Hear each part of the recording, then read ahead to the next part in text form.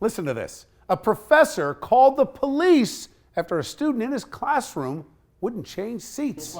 Students at Ball State University in Indiana held a walkout Tuesday to peacefully protest Professor Shanine Borna.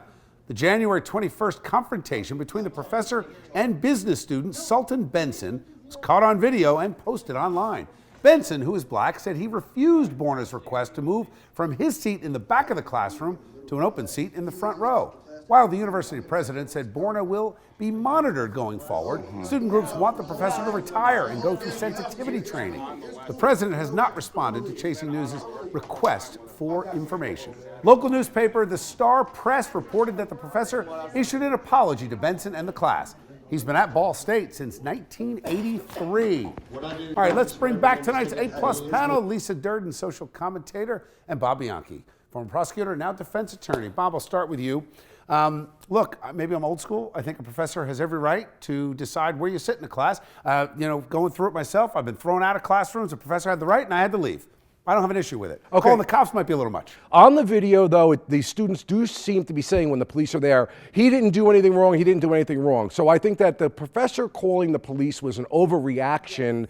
It could have been addressed differently. But I will say this. The man has been there since 1983. Are we in a society where we can't say he's apologized for it? He's going to be monitored. Maybe he needs to go to some sensitivity training.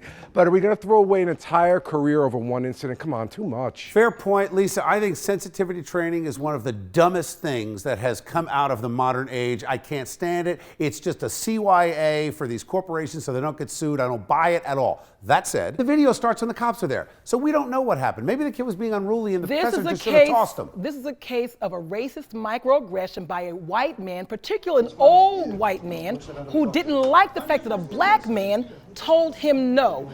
I have been a professor and I would never walk in a classroom and tell adults where to sit. This is not 5-year-olds where you have seat assignments. I don't think it is fair at any level, just because someone's white and someone's black, to say it's a racial issue. A little bit of context, the student's seat was taken. That's why he went to the back. I don't blame the guy for saying, I don't want to move. I'm happy that the cops did the right thing and didn't act stupid and arrest the boy. They told him press charges against the professor. I loved it. There's obviously no crime there. Bob, last point. I don't think there's anything to suggest it was racist. Nevertheless, I don't think the guy should lose his job over it. Lots will suggest it was racist because it was a black man. Start empowering professors. Let's have some order in the classroom.